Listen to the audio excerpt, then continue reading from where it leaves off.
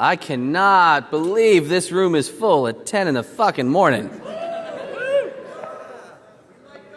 Yes, we like guns. I like guns too. That has to do with this talk. How many people carry a gun on a regular basis?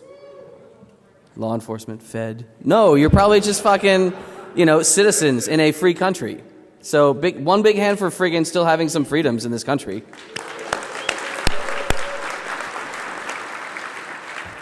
So really fast, Dallas went through it, and, you guys, a lot of you bump into me, and I love seeing you every single year. Who am I? I drink stuff, I sing really loud, I go to a lot of cons. If you've seen me at others, please, just come over and say, hey, you didn't do that talk that time. Do this talk over here. That was fun. Come to our place.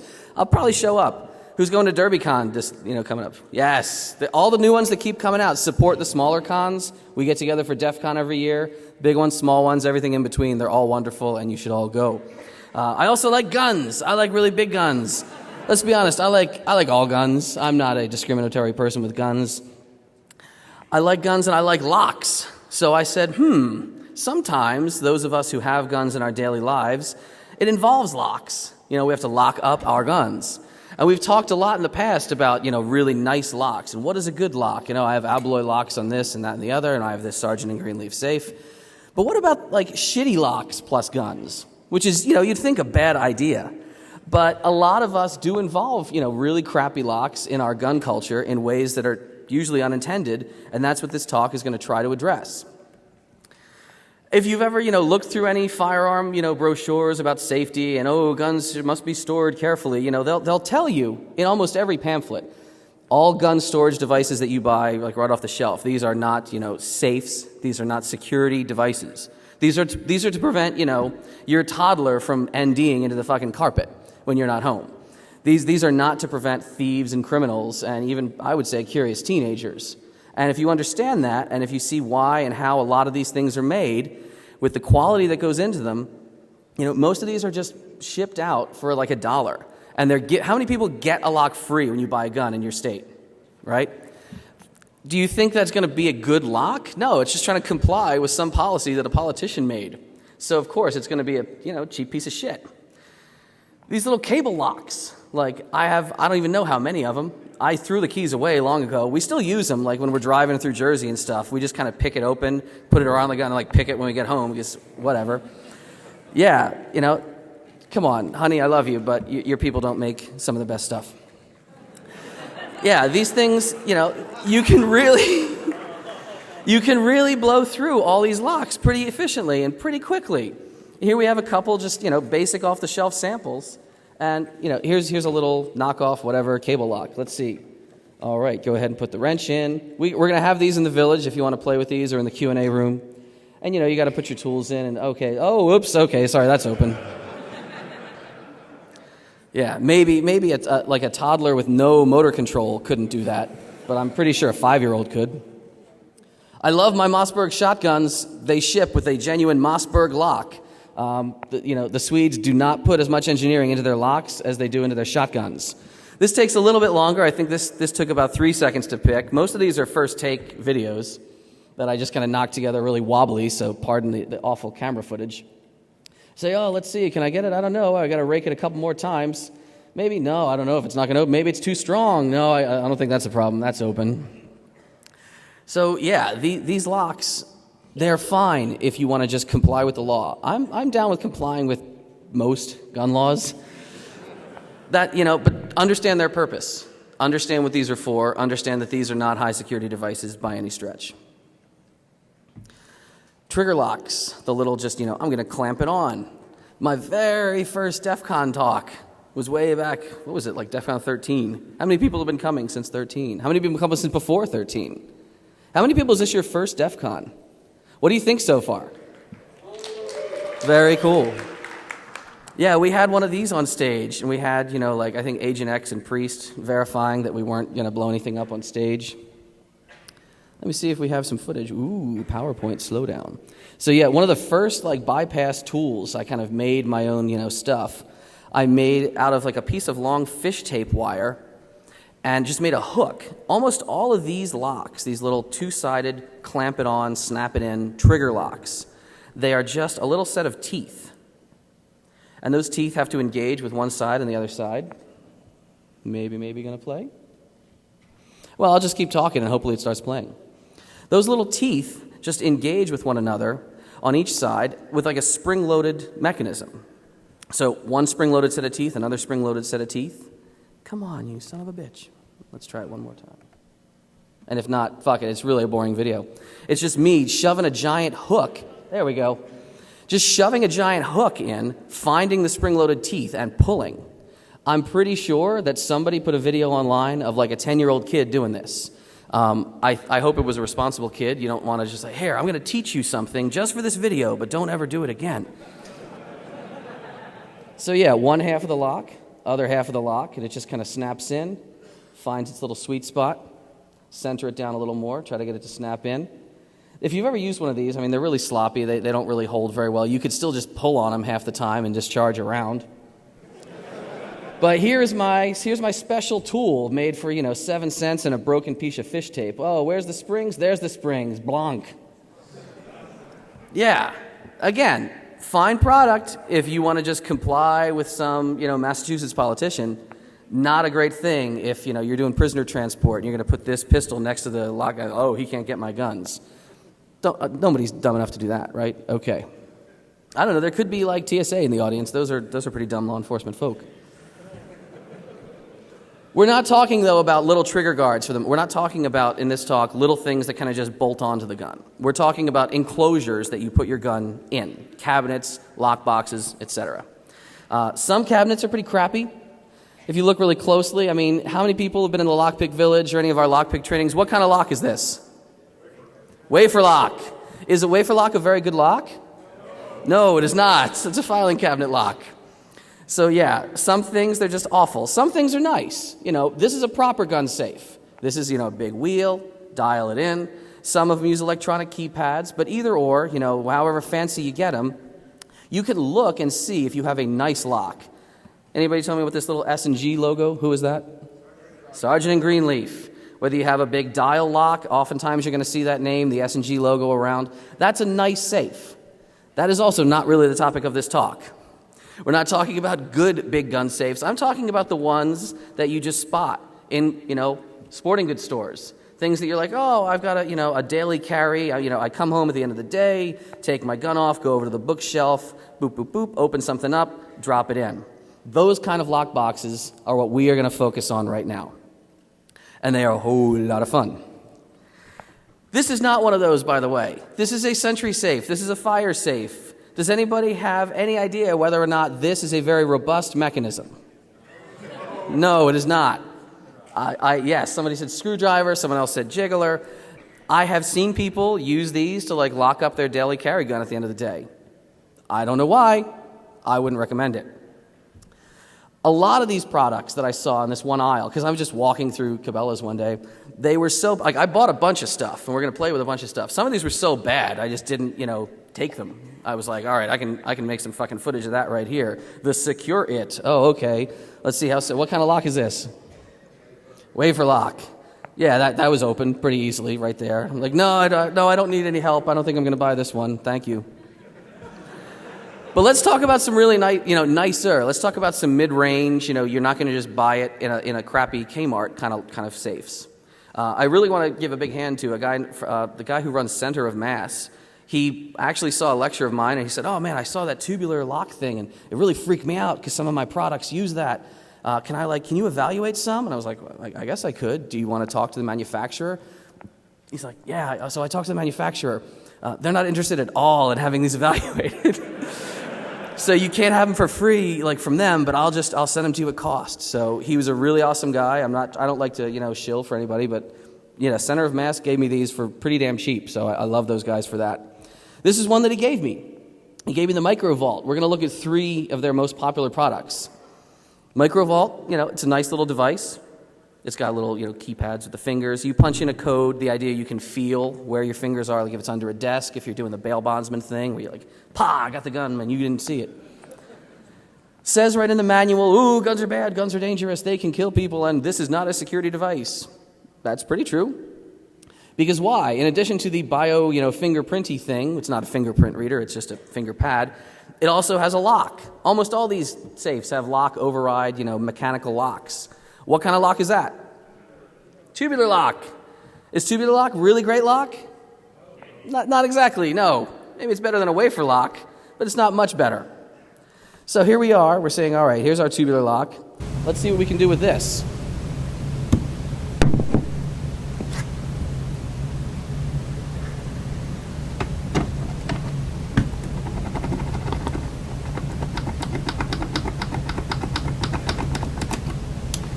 Whoops. Okay, that took a little longer than the, Mossberg cable, I guess. Yeah, so always clear and make safe. If anyone wants to try this, we're going to let you try some of this. And in the next frame, I do rack out the round of the other H&K, so I'm not being irresponsible. But yeah, tubular pick. Has anyone tried tubular picking? Does anyone want to try tubular picking? All right, I see some hands in the front. We're going to manage this the best we can. Tubular picking is really neat. We have tubular picks that you can play with or pick up from us in the village and in the vendor area with tool. If you've never tried it, it is that simple. And some of our folk are going to help you out. Sort of orderly. Just try to come up here. If you want to kneel down in the front, you can try a tubular pick on the Microvault right here. If you want to give it a whirl, it's really simple. We'll show you how to use the tool, or don't crowd all around. We'll come play in the village later. We've got a lot of these. If you do, hopefully this doesn't fuck the crowd up. If you do come and try to open any of our locks, there are rewards inside of all these gun safes this morning. So I would encourage you to, be a little bit bold. What's up, Marfet? Hey, man. So yeah, just orderly on the side over there, and we'll see who gets some free drinks or free snacks. There are other things inside of this, case. Once I opened it up, I started to poke around and see what else was going on. I wanted to see beyond that mechanism. I said, there is a ribbon cable. I wonder if I can try to tap into that and do funny things. No, it's just, it's 4 wires and a ground. It's the 4 buttons. The mechanism that actually locks all this up, the electronic, the triggered mechanism, is pretty weak, but I was not able to, bump slam it open. I'll show you some more footage here. It's a little, spring-loaded clip, and the rear piece just has to be pulled down. So here's the actual mechanism. Just there, it's latched. Doesn't want to move. And there's a little bar in the back that gets pulled down by the tailpiece, and that releases it. You'll see it from another angle here. So there, now okay. You can, of course, try to reach in and stick something in, and I tried to find all kind of little crevices and cracks, trying to find a way to slip a tool into it when it's locked, just to hit that override bar in the back.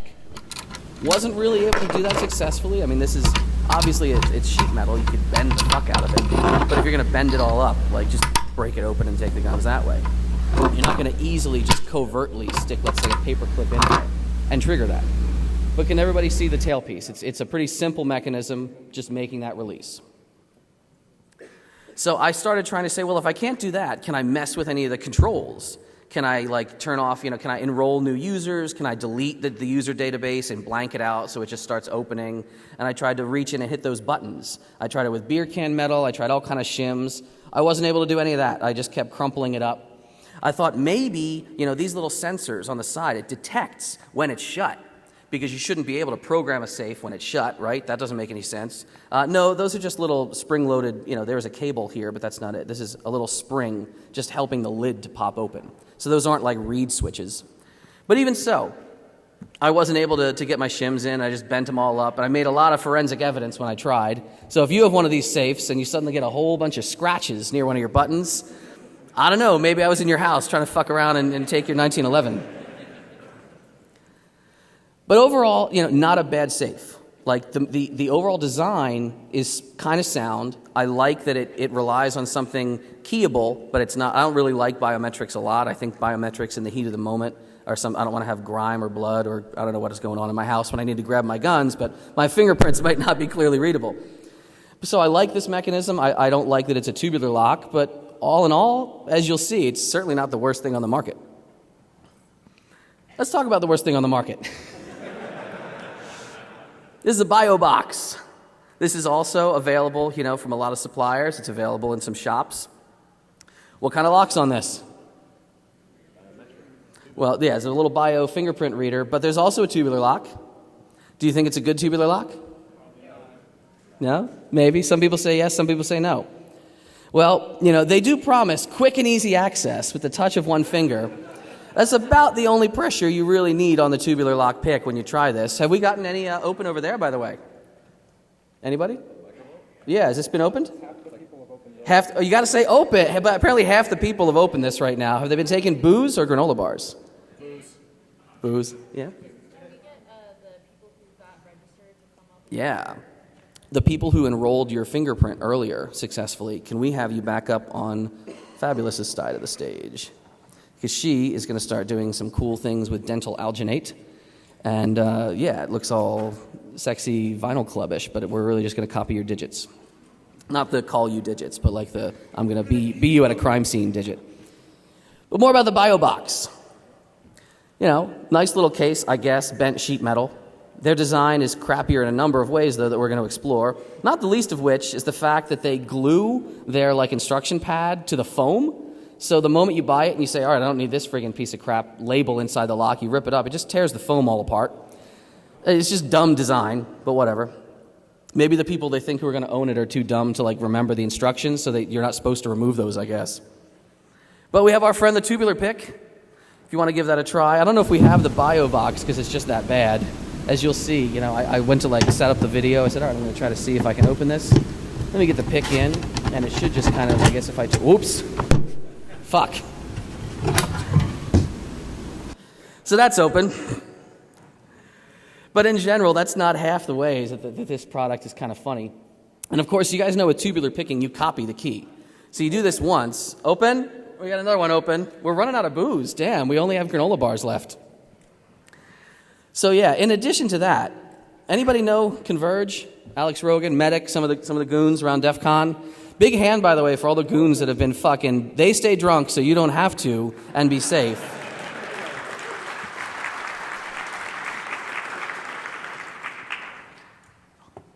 Yeah, so Con and those guys, they were at Alex's house down in Texas around the New Year, and he had just gotten a new gun locker. He got in a Biobox.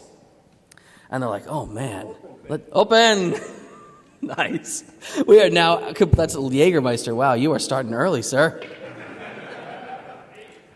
So, they're like, all right, I wonder if we can play with this. Man, I wonder what we could do. So they just started taking, bent pieces of metal. They just started taking, paper clips, lock picks, etc. Because you see the button to it. Did you just see where I use the enroll button? It's right under the lip. Now, there are a lot of holes in the side of this case. I don't know why they're there. All right, my finger has been enrolled. There are holes right along the edges that you could, let's say, stick a lockpick into. Let's see what happens if you do that. So got to feel around for the right place. Open! All right. I can enroll a new finger with it shut. Fuck you, boom. All right, so that works.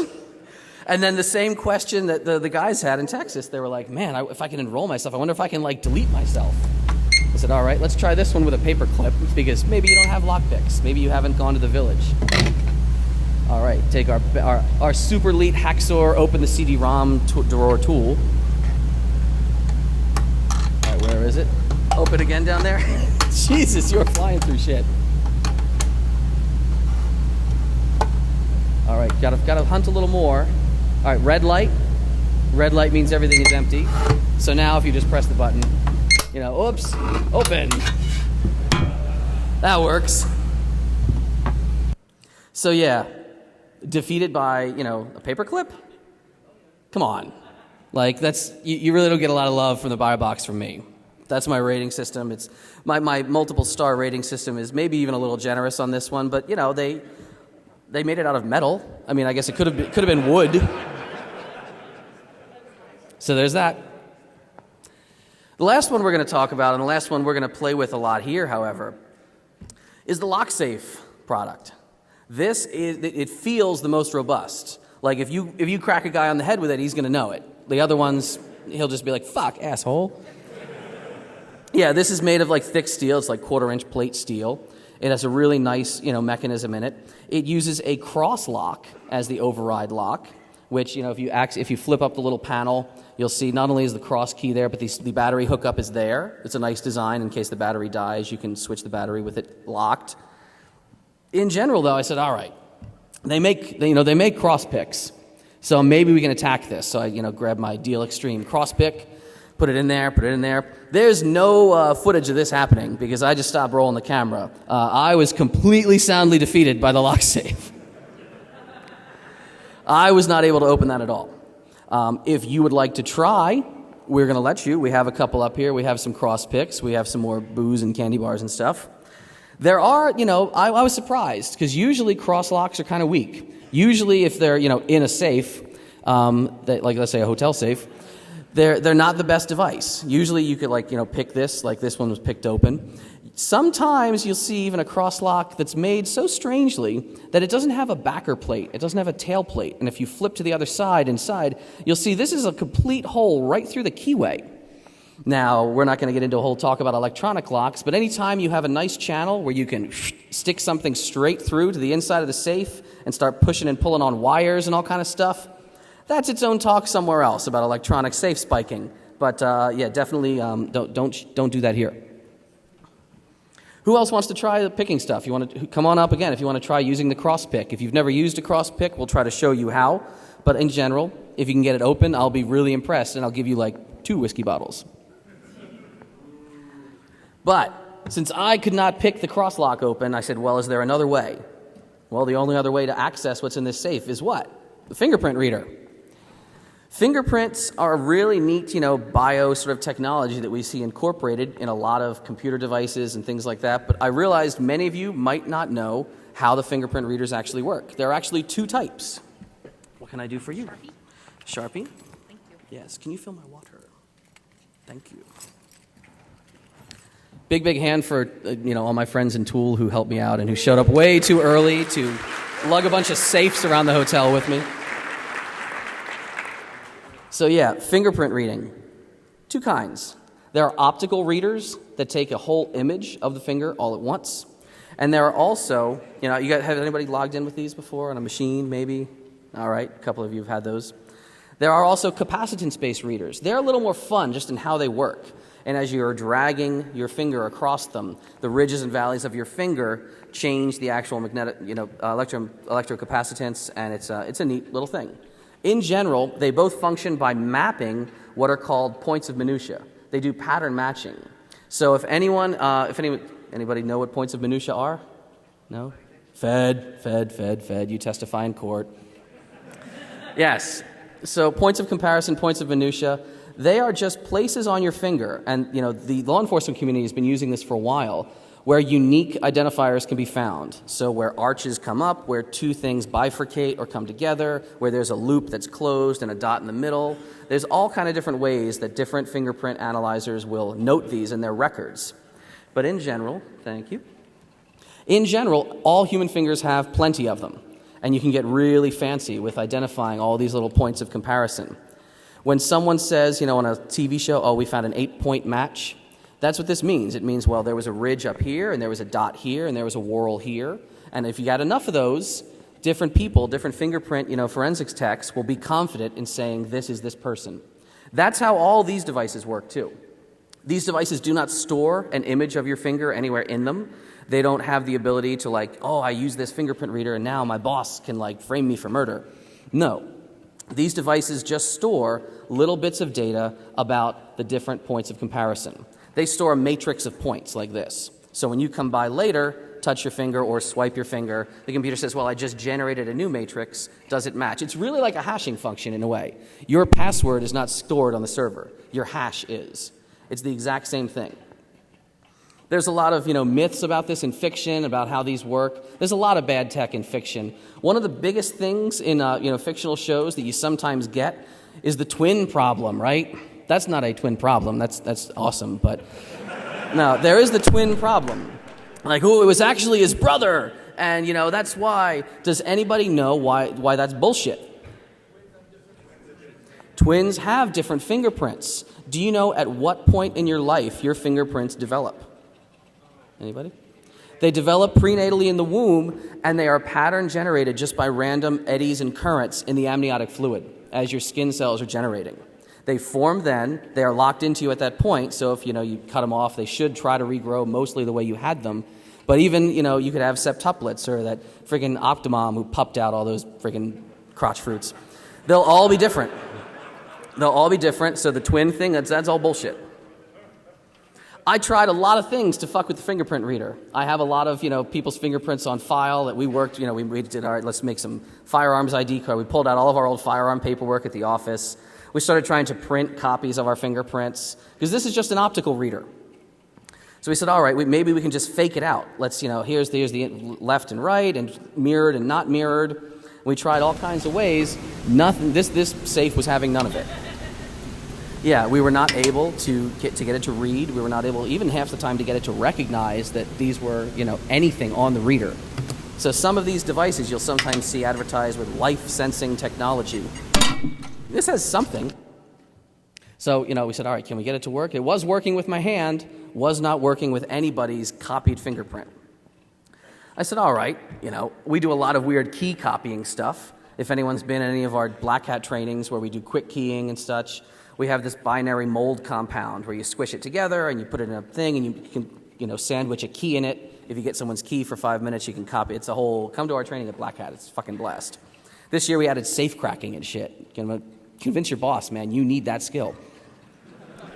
But yeah, I said, all right, well, when you're working on this stuff, you can easily make a ridge impression of keys. Maybe you could, do it with a finger. I'd hope so. It looked like, oh, yeah, hey, look, we made Tom's finger. Trying to make copies and using that to make gel impressions, it was not strong enough. I didn't think we were going to be able to make this work. But then I remembered, my dad is a dentist, and I have access to all kind of weird stuff in his closet. So we just started getting every product that we could and trying to press our finger into it, pour other stuff into it. And in the end, we found all these different things, none of which fully worked. I said, all right, let's get this, polyvinyl siloxane, I think is what you're seeing now. Finger works. I said, this one feels the most fleshy. It's the most springy, spongy. If anything's going to work, maybe this will be it. And nothing. Yes, applaud for the fail. We didn't want to read again. We were like, fuck, man. I really wanted to have something to show for it. This is the biggest, safe. I wanted to bring it out to DEFCON and have people fuck around with it. Nope, wasn't going to read. And we were just about to give up, and we said, all right, let's look at everything we've made. All of because, this thing that we had made has another negative of all of our fingerprints in it. So every time you keep stacking up, we said, well, we keep having more and more negative molds, technically.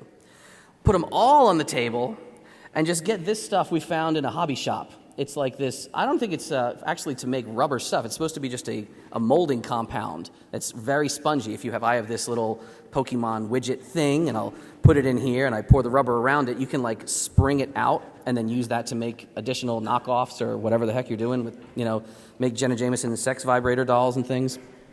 It's the most lifelike, fleshy stuff. I'm pretty sure it's what they use in the Vegas porn industry. Yes, we've conducted extensive research. So it's a binary compound. We said, all right, just pour it in a cup. A little bit of this, a little bit of the other. Mix it up really, really well, which I think we're going to start doing over there. If you guys try this, mix the shit out of this stuff. It will set a lot faster if you do. We'll tell you later. Come to the Q&A. She'll let you play with all the products and see what they are. But I said, all right, here's this other side of it. Very, very carefully measuring it. I'm being very scientific in my lab. In my fireplace here. And I said, all right, we've got all of these little divots with all of our fingerprints in them. Let's just go right down the frickin' line and see what we can produce. Don't drink that. It's bad. Somebody came by in the office like, oh man, you doing shots again? We're like, no. No, that is not whiskey, sir. Sorry? Are you saying, did the molds, did they flip? No, we would make one mold, and then we would cast on top of that. So we would have the correct, but we tried actually reversing it a couple of times, even with the just the copied versions. But here we are, we're just, just bloop, bloop, bloop. And it's not nearly as nice or cool as the dental products and the alginates and the silicones, but it does set, it's a mess. It's kind of goopy. I hope we're not fucking up the stage too much. But it does kind of, it sets eventually. It just takes a little while. And maybe some of this, we might have to do it in the Q&A room if we want to let it really, really harden up, because if it doesn't, if it just gets all over your face, it's like, rolling around and having sex in pine trees. It does not come off you if it's not set. But we let this stuff set, and we said, all right, maybe we can get this thing to work. Let's see what'll happen. So, all right, here's test number 1. Put it on the pad. Is it going to read? And yay!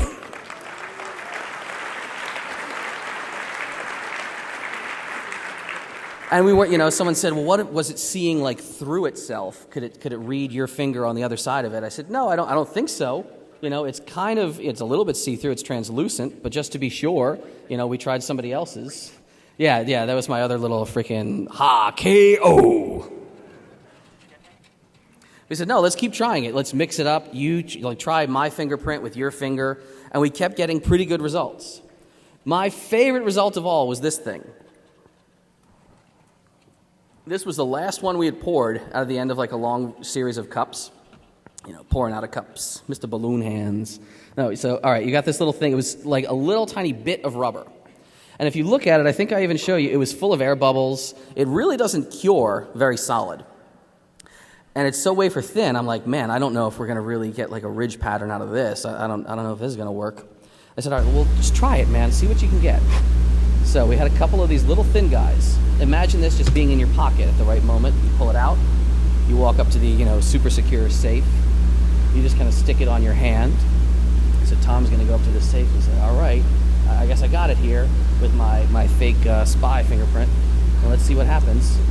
Do I get to access the firearms? Yay, I can has firearms.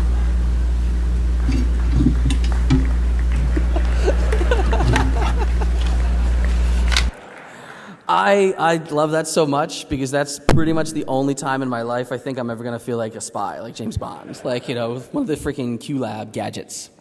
So, in general, Locksafe is a nice product. It doesn't read without a hand on the fingerprint. It does have some sort of this life-sensing technology, which every vendor claims, but no one ever really explains. So I think it definitely needs more study. We need to know what's going on inside there that causes that. Maybe we can fake it out even more with the licked gummy bear technique. But in general, I like it. In general, it got kind of the highest rating out of me. If we couldn't fake it out at all, they have a new version, we had trouble enrolling new users in it. They have 2 different types of optical readers. Maybe the new version, if we keep playing with in the Lockpick Village, if we can't fake it out at all, I might bump this up a little more.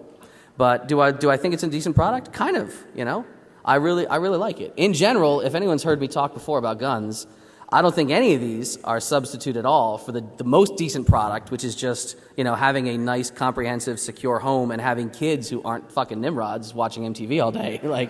Teach your goddamn kids, take them to the range, and you'll be safe without any of this.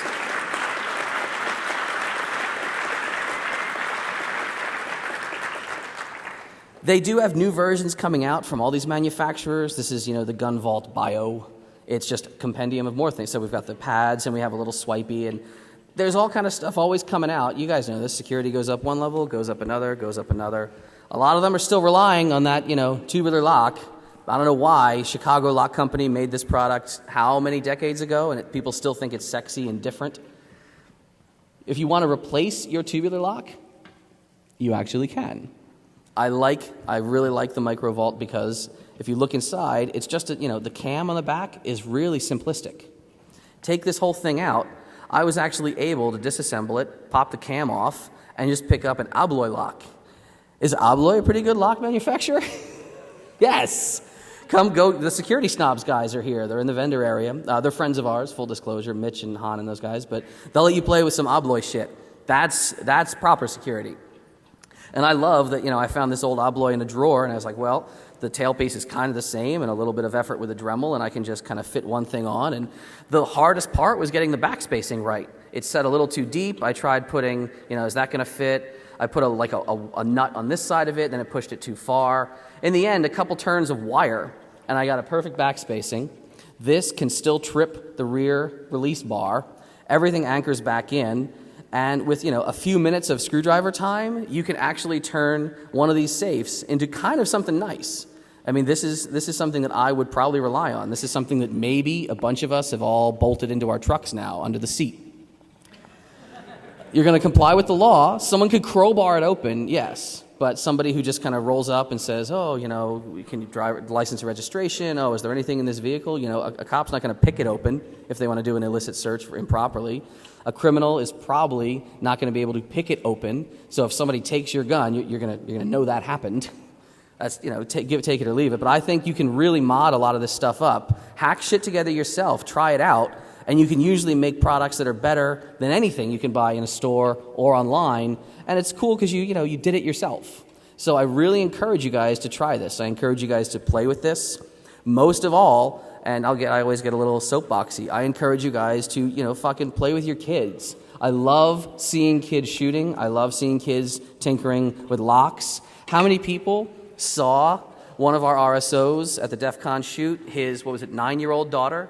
They had matching hip holsters with spare mags and carry pieces, both just walking around like nothing. It wasn't fucking weird. A lot of people didn't even take photos because they're like, whatever, it's just kids having fun shooting. Do that. Bring your kids to DEF CON. Bring your kids to other cons. Bring your kids to a machine shop. Bring your kids to a gun range. Bring your kids to the Lockpick Village. We'll take pretty good care of them here at this conference. But in general, I like seeing the next generation of hackers raised. I like seeing people learning this when they are young and carrying it through when they're older. Open. Oh my God!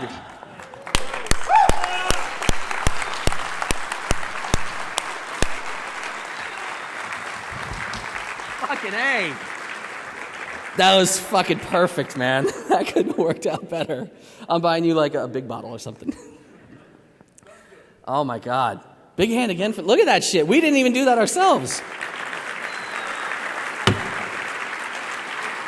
Damn. Perfect. We can do some questions after this, but in general, after you finish patting that guy on the back, and after we keep thanking all these guys, how are they setting? Is it setting up good yet? We're going to do it in the Q&A room. Come find us later and keep control of your little, fingerprint things. If you're a fingerprint person, follow us. We're going to try that later, see if the fingerprint's actually red. But in general, don't be afraid, of course, of firearms. Don't be afraid of shitty products, because if you test them yourself, you can often discover how they fail. You can discover how to make them better. But most of all, just, keep bringing the young ones around. I like seeing it. I don't know if they needed their own special room. I think they should just be walking everywhere. They should be seeing, the freaking CTF, and they should be seeing strippers, and they should be seeing everything else that happens at DEF CON. But in general, keep playing, keep learning. Come by the Lockpick Village, and thank you very, very much.